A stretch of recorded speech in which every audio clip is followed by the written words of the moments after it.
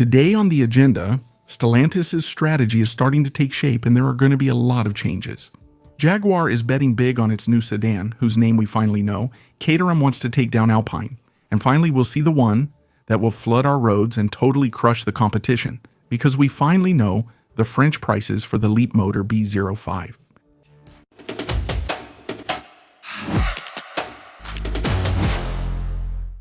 Stellantis' strategy is finally starting to take shape and there are going to be a lot of changes. The new watchword from Antonio Filosa, the big boss, is partnership. And today, who is it easy to partner with? China, obviously. It must be said that the numbers are staggering. In 2025, Stellantis recorded a staggering net loss of 22 billion euros. So let's start with the Chinese brand Leapmotor. At first, we were told it was just a nice little deal to distribute Chinese cars in Europe. Except now, Leapmotor is actually going to set up shop in Stellantis' European factories, especially in Spain, to manufacture its own cars there, and even supply the platform for Opel's future electric SUV. That's just the start. In China, Stellantis is renewing its historic alliance with Dongfeng. They are going to manufacture new Peugeot and new Jeep models together, not only for the local market, but also for global export. The days when Europe exported its expertise to China are over.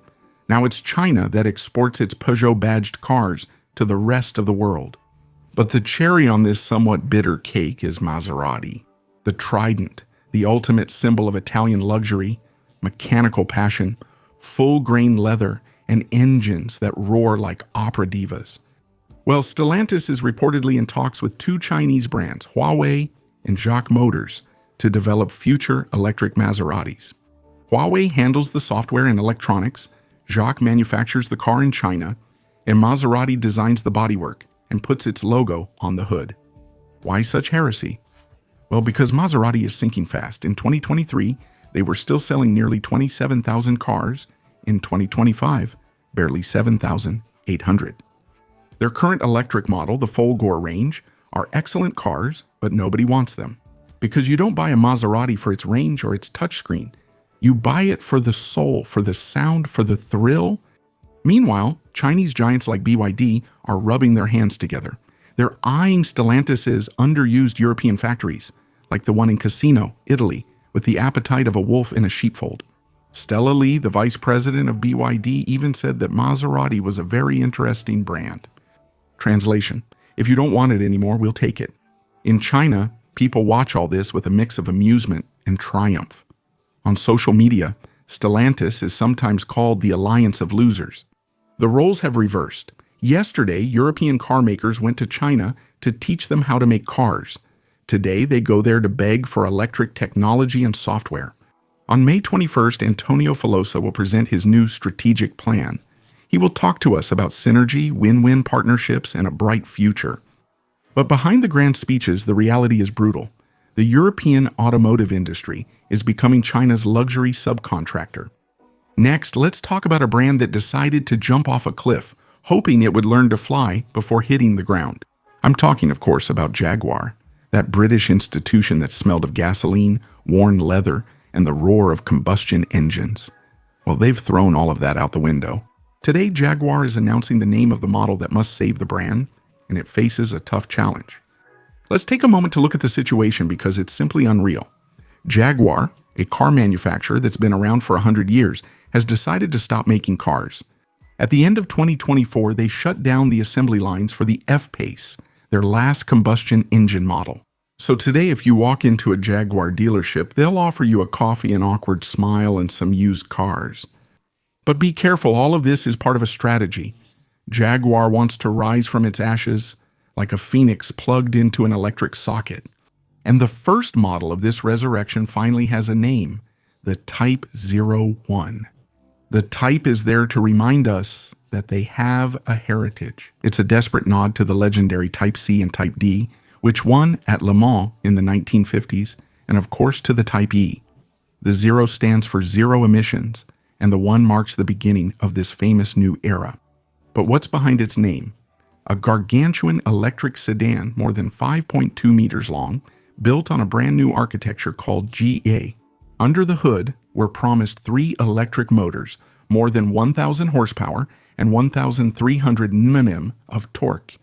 On paper, it's impressive, but if we're honest for a second, 1,000 horsepower in an EV today has become disappointingly commonplace.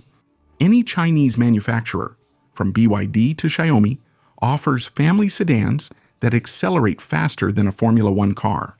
So the Type 01 must provide something different. Jaguar promises us a monolithic and bold design inspired by the Type 00 concept that caused such a stir at the end of 2024. So the stakes are huge. Jaguar is the only European luxury manufacturer to have gone all in on going all electric. Porsche has backtracked, Lotus is putting combustion engines back in its SUVs, and Bentley is holding on to its hybrids. But Jaguar, backed by billions from its Indian owner Tata Motors, is charging headlong into the storm. And what about the price? Well, the Type 01 won't come cheap. We're talking about a starting price of around 140,000 euros.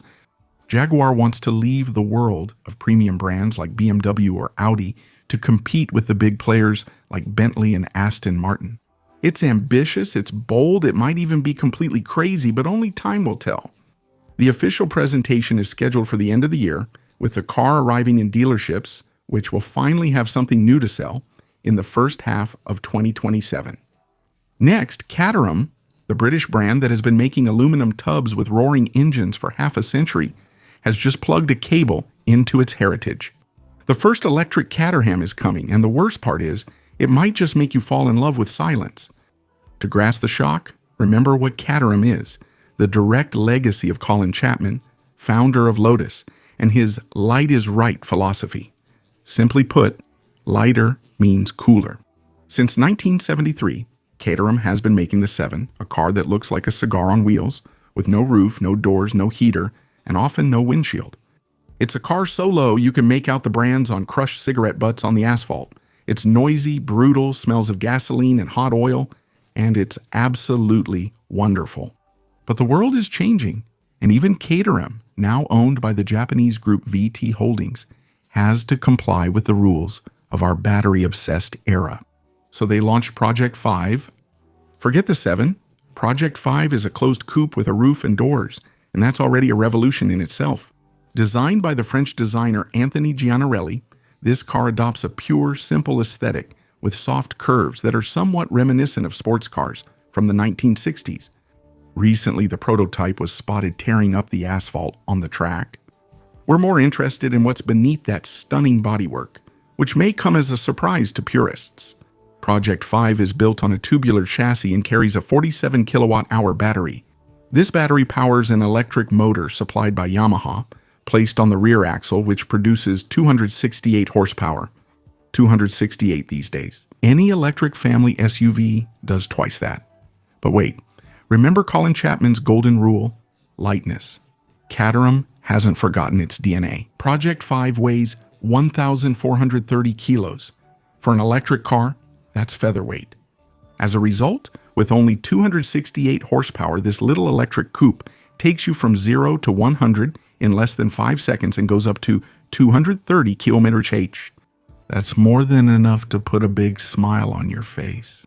And as for range, Caterham is aiming for 400 kilometers with fast charging from 20 to 80% in about 20 minutes. So yes, the project has been delayed a bit. Announced in 2022, presented at Goodwood in 2023, then at the Tokyo Auto Salon at the beginning of 2026. Project 5 was originally supposed to go into production at the end of 2025. We don't know exactly when it will arrive at dealerships, but testing is ramping up. Caterham is proving that an electric sports car doesn't need to weigh as much as a tank or have 1,000 horsepower to be fun. And above all, Alpine has reason to worry about its future electric A110. And finally, take a good look and get used to this car, because thanks to its price, you're going to see it absolutely everywhere. It's called the Leapmotor B05. Just 10 years ago, Leapmotor didn't even exist. It was founded in 2015 by a man named Zhou Jianming, a guy who made his fortune in surveillance cameras, and one morning thought, hey, what if I made cars? The worst part is, he succeeded. Today, Leapmotor is the #1 Chinese electric vehicle startup in China, and it has just arrived here. Because today, Stellantis distributes Leapmotor in Europe, and will even go so far as to assemble this famous B05 in its factory in Spain starting in 2027. So, what is this B05? It's a compact sedan that's 4.43 meters long, not yet another SUV, a real sedan with frameless doors and standard 19-inch wheels. It looks good, it's well finished, and above all, it has just announced its pricing for France. And here, it's a real massacre. The B05 starts at 25,400 euros. For that price, with European manufacturers, you can barely even look at the brochure of an under-equipped city car. But with Leapmotor, for 25,400 euros, you get a 217 horsepower motor placed at the rear that takes you from 0 to 100 in 6.7 seconds. You get a 56 kW battery that offers 401 kilometers of range, and you have a full set of standard equipment, adaptive cruise control, surround view camera heat pump, and a large central screen. And if you want more range, for 27,400 euros, you can upgrade to the Pro Max version with a 67 kilowatt-hour battery, 482 kilometers of range, and a charging power of 168 kilowatts. It's simple, the European competition is completely left behind. Let's take the Peugeot i308, its corporate cousin within Stellantis. It costs more than 42,000 euros. That's 17,000 euros more than the B05, even though the 308 has lower range and charging power. Even the Renault Megane E-Tech, which is an excellent car, starts at nearly 40,000 euros. Even with the French ecological bonus, which the B05 isn't eligible for at the moment, the price gap remains huge. The only real rival to this Leapmotor is another Chinese car, the MG4. MG automatically applies a discount of 6,000 euros to make up for the loss of the bonus, which brings its price down to around 27,000. But the B05 has a major advantage. It benefits from Stellantis' sales and service network. So yes, it's Chinese, but for us consumers, that's great news.